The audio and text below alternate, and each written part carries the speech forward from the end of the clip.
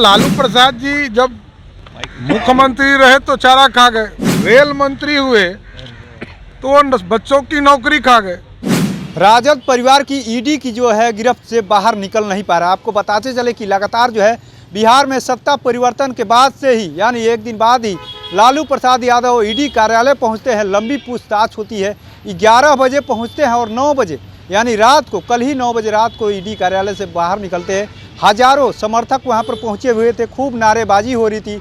मीसा भारती उनकी बेटी पहुंची हुई थी, लगातार जो अंदर जा रही थी दवा देने के लिए, तमाम जो प्रक्रिया थी वो चली, लंबी पूछताछ हुई। लेकिन आज जिस तरीके से तेजस्वी यादव भी पहुंचे हुए हैं और तेजस्वी यादव से भी पूछताछ जारी है, हजारों समर्थक वहां पर अभी भी पहुंचे हुए। हम तस्वीरें भी दिखा रहे हैं किस तरीके से लगातार जो है वहां पर हजारों समर्थक वहां आरजेडी के पहुंचे हुए। उसी बीच यानी बिहार बीजेपी के जो नेता है डिप्टी सीएम सम्राट चौधरी ने एक बड़ा बयान दे दिया, साफ साफ कह रहे हैं कि क्या हजूर मुख्यमंत्री थे तब आपने चारा खा लिया था, और जब आप रेलवे में थे तो आपने रेलवे की नौकरी खा गई, ज़मीन खा गए, हजारों युवाओं को जो आपने बेरोजगार कर दिया। सुनिए क्या कुछ करें सम्राट चौधरी।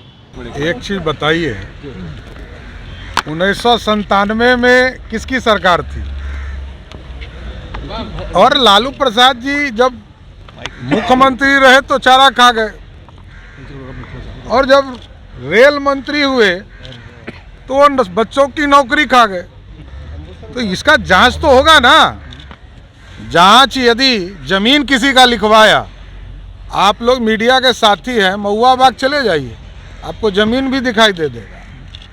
पटना में ऐसे और पूरे बिहार में हजारों बच्चे हैं जिनका लालू प्रसाद जी के परिवार के लोगों ने जमीन लिखवाने का काम किया। इसलिए जो जमीन लिखवाएगा उसको ईडी तो पूछेगा ही।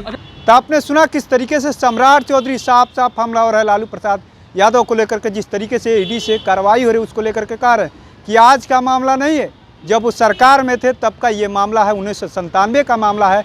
जब वो सरकार में थे तो अब वो चारा खा गए, पशु का चारा खा गए। वहीं उन्होंने कहा कि जब रेलवे में थे तो नौकरी खा गए, ज़मीन ले लिए, नौकरी के बदले ज़मीन ले लिए, हज़ारों लोगों का ज़मीन खा गए, हज़ारों युवाओं को बेरोजगार कर दिए। वहीं जीतन राम मांझी ने भी एक ट्वीट किया है और साफ साफ ट्विटर के माध्यम से निशाना साध रहे हैं। कहा जी चाहते हैं आप क्या, नौकरी देकर ज़मीन लिखवा लिए कुछ ना हो, सेना की ज़मीन बेच दीजिए कुछ ना हो, सैकड़ों करोड़ रुपया घर में रखिए कुछ ना हो क्या, सैकड़ों करोड़ रुपया घर में रखिए कुछ ना हो क्या।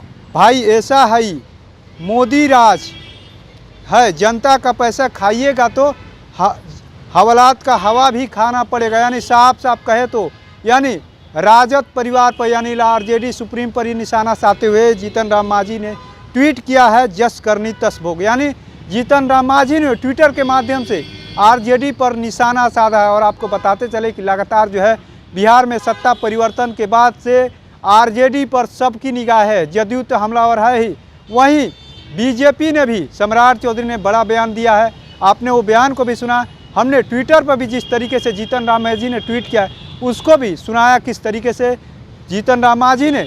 यहाँ ईडी की पूछताछ हो रही है, तेजस्वी यादव से हो रही है, कल लालू प्रसाद से सीबीआई की ईडी की पूछताछ हुई, उसके बाद से लगातार जो है यानी राजद पर हमलावर एक एक किए जा रहे हैं, एक एक जो है बाण जो चलाए जा रहे हैं। अब देखना ये है कि राजद की तरफ से यानी ईडी की जो कार्रवाई चल रही है कब खत्म होती है।